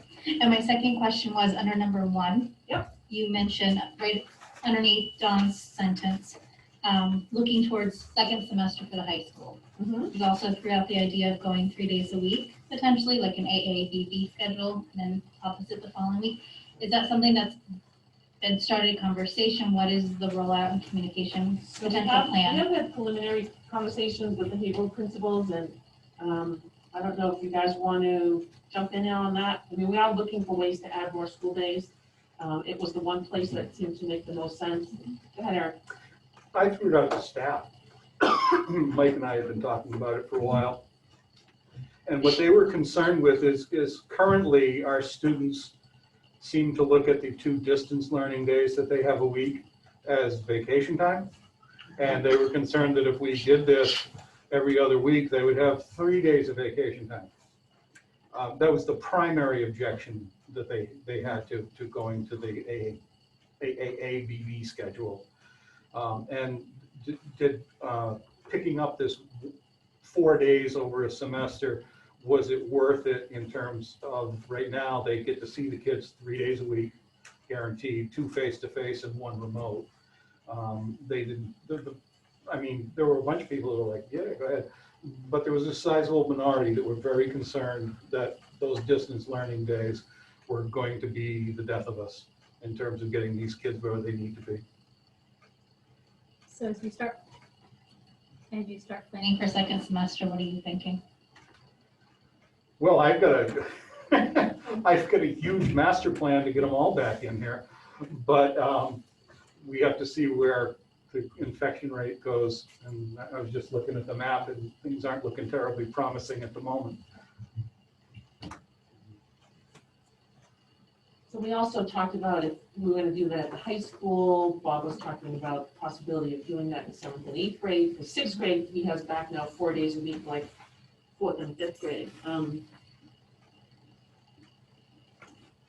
We talked about if we were to do this, let's do it for each of the schools together so that a family is not disrupted in terms of childcare. So the kids were going on the same days for the families. But there are some students that are here more than their 2 days based on needs. So That was one of my questions, was the communication plan and what that would look like as we're hitting the flu season, the holiday season, people traveling because that's what they do, right? I'm just wondering what that looks like, especially as we return in January for a second semester. there are some schools that aren't opening until 2 weeks after, 2 weeks into January, just to say to everybody, look, if you're gonna travel, Christmas is the time to do it. You can quarantine and have remote instruction. We haven't made a decision on a recommendation for you at this point, because I feel like it would be a hardship for working families. And we are discouraging voluntary travel unless it's for a family emergency or some other need like that. staff members do have that emergency leave, that FFCRA. It's 2 weeks of paid leave that you can use for quarantining, but it's one-time money. And quarantining for voluntary travel is not sick. So they're in, I mean, I think it's brilliant to say if you're gonna travel at Christmas. And if it didn't affect working families as so severely, everyone could be remote.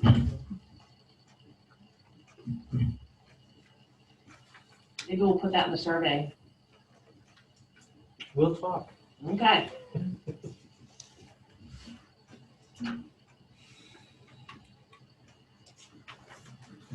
Are we set to move on to Kathy? Do you have any? Sure, I go. Okay. I didn't like that little bit of, we're not sure we're gonna have any money at the end of the year. Well, It's not the usual flowery, cheerful stuff I'm accustomed to. it's the, Mm-hmm. we'll figure it out.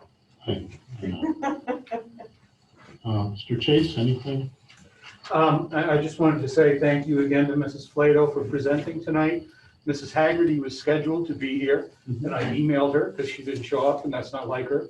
And when I left the room, I went and called her because that's not like her. I was worried maybe she was hurt. She was working on retakes and completely forgot the meeting. She sends her absolute apologies. She is mortified that she did not get here. And you can point out to her that retakes were one of our concerns. That's right. Didn't get a chance. And also, we're having the first of 2 SAT days tomorrow. All of our seniors are taking their SAT tests, which are usually done in April. They're taking them now because they missed them last April as juniors. And then when April rolls around, then we have a second set of SAT tests for our current juniors. I mentioned to Ms. Haggerty that we appreciated honesty.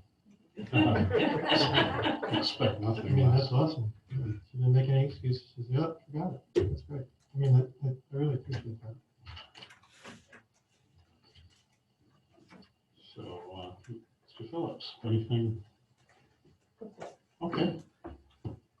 Come to the mic because my voice is not that loud sometimes. I just wanted to bring your attention to 3 items. One is thanking Lori Rastelli for doing a great job in pulling our newsletter together. That's been emailed out to the board. I would say people at home can look at that on the webpage. It's been sent out to families as well. So that's available. And then in that newsletter is a picture of a barely constructed building. And we have some donations and are looking to build an outdoor classroom on the 23rd and 24th. So we have some substantial donations, and we'll be looking for more, whether it's in the form of cash, materials, or labor.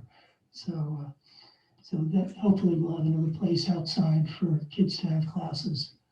And then the third thing I just wanted to bring up, in the report, it mentions 6th grade. Today was the first day that we brought together the Monday, Tuesday, Thursday, Friday kids, and we're still able to honor social distance.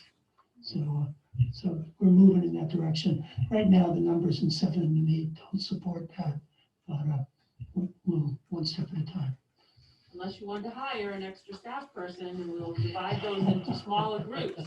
I think it needs to be explored. I do. I mean, 6 feet is what everybody says. And this 3 feet business, I don't know where that came from. I know you said it came from Academy of Physicians or whatever, but I'd rather go with Dr. Felchen. Thank you.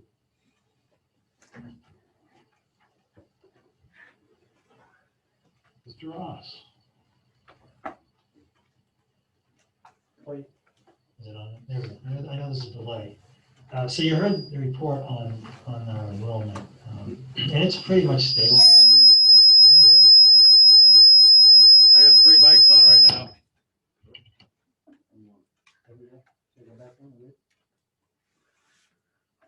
So we've been pretty stable. This worked for Bob, right? So maybe. So the only influx we had only a couple of kids move in, and they weren't COVID related. There was a military family that transferred in. So our enrollment is pretty steady. It's really gonna come down to the survey, and I haven't heard of many people who want to go from in-school to remote. It's mostly, I want to go remote back in. And VLAX threw us a curve by not being prepared for the numbers that were there. So a lot of those kids who were supposed to be in VLAX are trying to get back in also, even though we've encouraged the Khan Academy and so on. Other than that, I'm telling you, the kids have responded very favorably and adjusted well to all our guidelines. And kudos to our staff. They've done an amazing job of helping the kids and teaching them through this whole thing. And in balancing the remote learning that they have to do, and there are some kids that have been identified just going out with a sniffle and end up having to be at home. So the classroom teacher is not only teaching in school, but they're also teaching some remote at home, for those students until they get back. So they're really going above and beyond all of us. And we have a teacher, Olivia Fraser, who's handling a grade 1 and 2 remote class and just knocking it out of the park. So they've really done an outstanding job on this whole and very difficult situation. Any questions? So Jim, I want to know, who taught your teachers how to develop emoji classrooms? Lorianne? I don't know if it was necessarily me, but I mean, it's a big craze online now. And well, at the end of the last year, I had asked everyone for their Bitmojis, and I made a like a collage type thing and a guessing game. And I sent it out to the kids on their Google Classroom and with a number, and then they had to go to the next slide and see if they guessed who the correct teacher was. So it might have started from that, but it was also a big craze online. Everyone, teachers from all over are doing all kinds of that stuff. So yeah, that's kind of taken up our. They're very professional looking. They are. They look like they just look very engaging for kids, and they look animated and cartoony type things, and interactive like they're all over pieces. the internet, and teachers all over. Oh yeah, make a copy and you can use my stuff and share. I mean, that's what teaching's all about. And we all share instead of reinventing the wheel. So no, that's maybe where it started from. I don't know. Yeah, a lot of collaboration. Really yeah, yeah. yeah.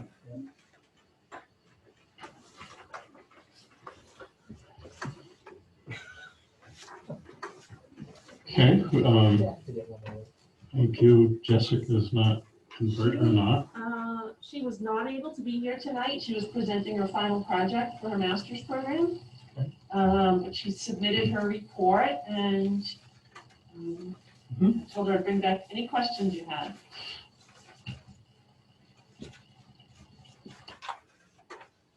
And I'm not seeing any questions, so I guess that's going to be a very simple task for you. And Eric Erickson's here, I think. Yeah, actually, Bert sent, did he send something? Bert sent his report.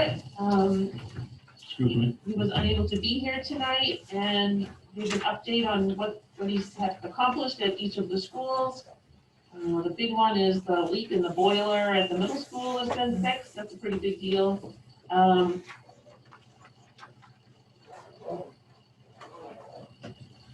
A lot about the cleaning schedule, and Bert's been covering for a lot of the custodians when they've been out.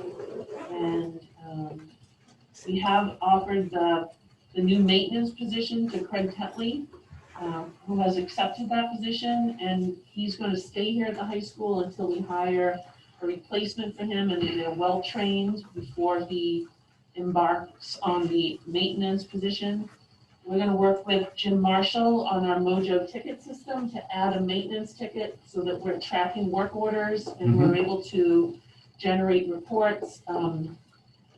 I expect a flurry of maintenance tickets at the beginning, just like we did in tech when that first started, and then it comes down to a manageable piece. And we also have to be able to let the principals establish some of the priorities.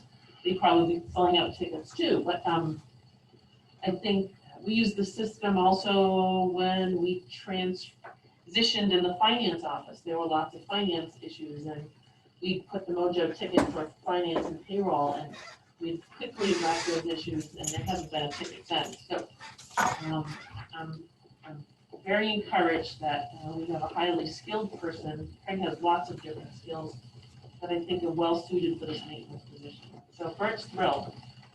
I would also remind everybody, when you talk about the finance situation, when that started, we hired somebody that loves a challenge. I remember. Challenge. I'll never forget that. All right. So, Mr. Erickson. Good evening.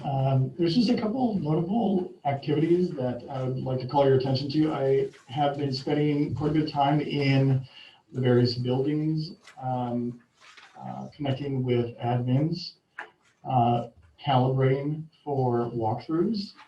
I really think that the time that we've been spending together has been incredibly valuable, and I would imagine and expect quite a bit of payoff there. So that is one notable activity. Another one is I've been doing a deep dive into the mentoring induction program. So we're going to convene a committee and work through some of those, looking at some of those materials and ensuring that when we bring in new staff, that they're fully supported and they kind of get pulled into the SAU culture and are supported as best they can be. So those are just two things. I'll take any questions that you may have. Anyone? Thank you. Thank you. And I read Mr. Marshall's report. Do you want to add anything to that, Jim? I don't have anything to add to my report. I will touch on what Lori started saying with the help desk system. I do have that rolling already. We'll work with Bert this week to get him going into that and get him familiar. And then once Craig comes on, we'll get Craig up to speed too. But I already see that we do have one maintenance ticket so far. Already. Did you fill it out? Yeah, no. I should have. No, so I see that it will definitely be, I'm sure, a huge benefit. Thank you. Yep. Sounds like a good way to track and get things done. Thank you. So I'm understanding that there's a push for us to adopt a policy that I haven't been able to read on. I know, it's, And it troubles me. took a while for the School Boards Association to get their model out there that complies with the law. And this policy, ACAC, does do just that.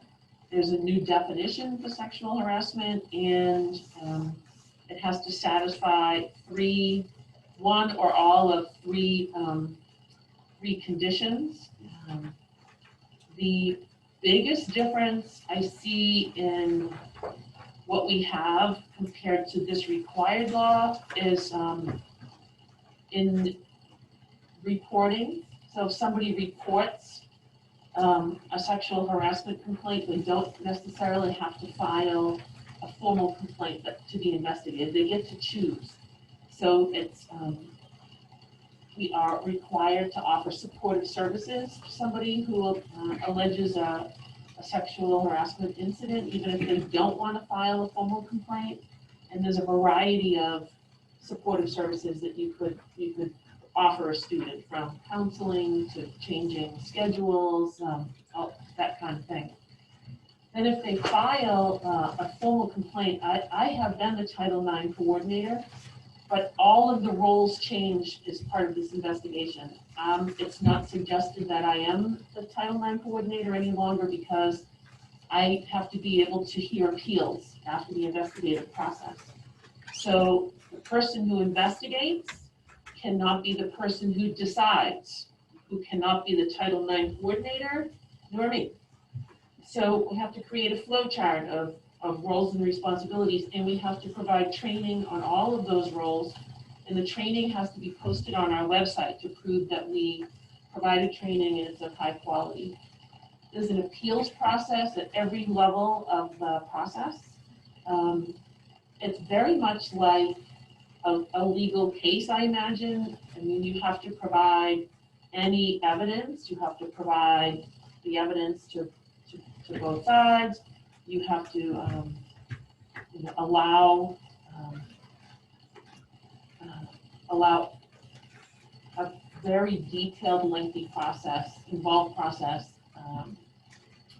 that's different than, we've always had a good, solid process of investigating and collecting evidence and listening to everybody's side of the story, and ultimately, if it was to say the high school, fortunately, we haven't had that many, if any. You know, that Eric's gonna make a good decision. He may consult with guidance, he may consult with the dean of students, but they would ultimately come up with the decision they think is right and put it in writing and send it to the person who has been accused. Now there's just all kinds of documentation and notification in appeal. So it takes longer, it's way more involved. But at the federal level, it's become part of the Office for Civil Rights, and we need to follow the grievance procedure.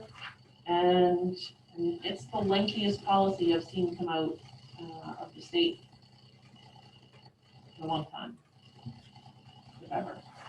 17 pages. 17. So, and I attended 2 webinars so far on this, and probably will attend another one. The feeling in the state is that if you have a really complex case, they're going to be hiring attorneys to do the investigation. I think for the most part, we've been able to handle this kind of thing in-house. And as the superintendent who can't be the Title IX coordinator or the investigator or the decision maker, only one that hears the appeals, I think, you know, I would advise principals to certainly consult with me before they start an investigation, and we would seek counsel if I thought we needed to, but we would plug through this. Let me ask, did everybody completely read this? What's your pleasure?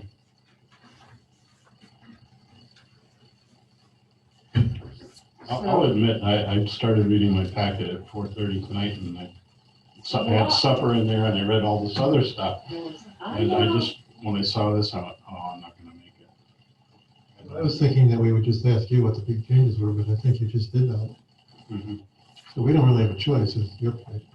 So it's the recommendation from your attorney that you accept the policy and you waive the first reading, and then ask to put it back on the agenda for a review and discussion for the next meeting. So then your district is covered by the policy and the law, and then we can certainly revise, and I'll have more of a flow chart probably at the next meeting for roles and responsibilities. At the risk of asking a ridiculous question, since it's so involved now, is the state taking any responsibility to pursue some of these investigatory things? Because I can't imagine it comes up that often. Each district has to have their own investigator, or does that go to the principal, or? It likely would be the principal, depending on what the complaint is. To find another person in the district to be the Title IX coordinator. So, for example, if it was a high school issue, Eric could be the investigator, but he'd have to work with Bob. Bob could be the decision maker, or Bob could do the investigation and Eric could be the decision maker. Or Mike and Eric's in a building that has 2 administrators. One could be the investigator, one could be the decision maker, but they can't be both. So Bob's got 2 administrators, but Jim is by himself. So we'd have to.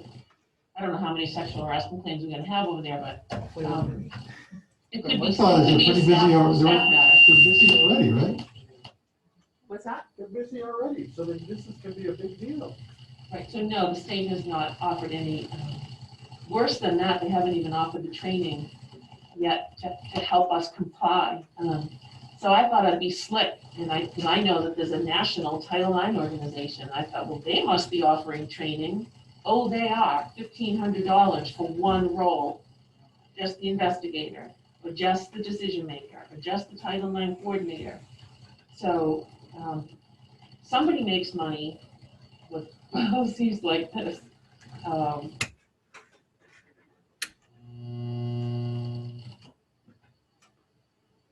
Okay, so. Does this policy cover students, just students and adults? Yes.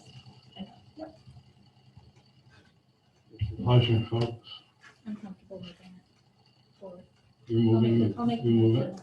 a separate, You second it? Any other discussion? with the intent of putting it on the next board meeting for discussion. Any other discussion? That's it? Okay, all in favor, say aye. Aye. Anyone opposed?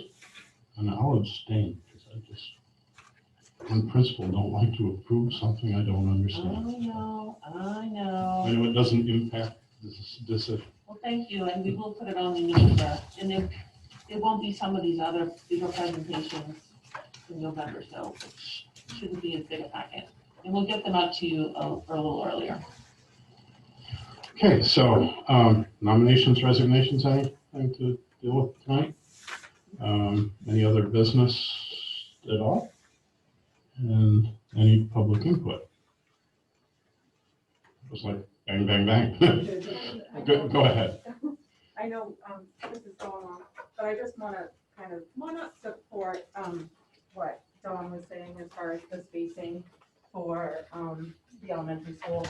The nurses met with Roy Norton a couple weeks ago Oh, there you go. to talk. About the spacing, because we were concerned about it.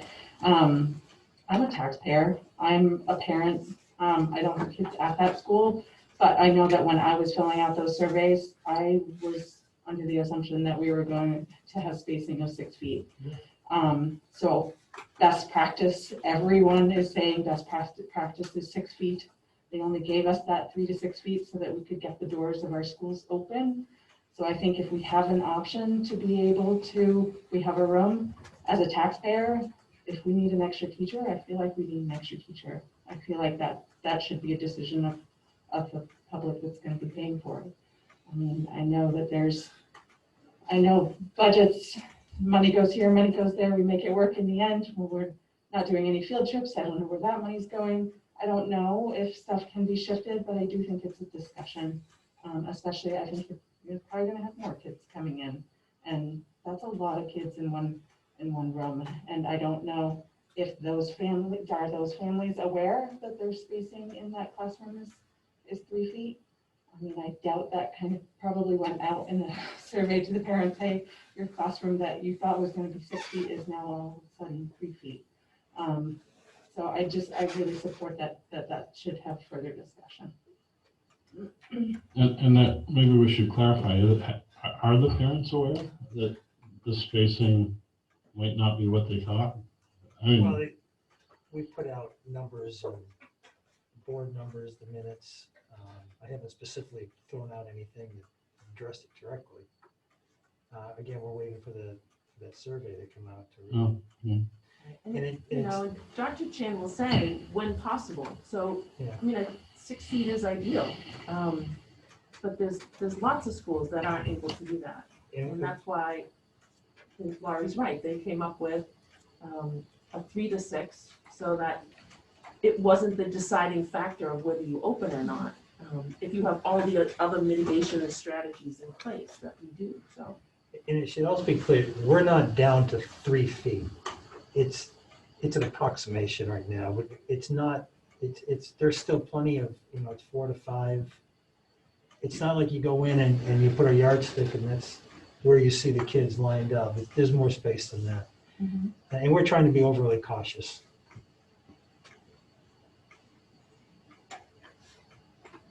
Well, There's no instances of it being less than 3 feet. No.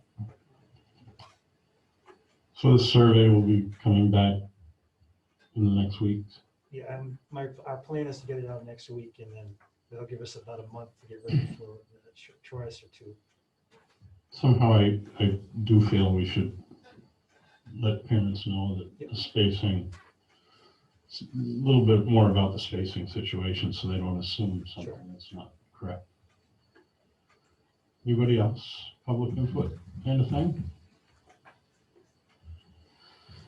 And the next meeting date, well, surprise, it's going to be here on November 9th, 6 p.m.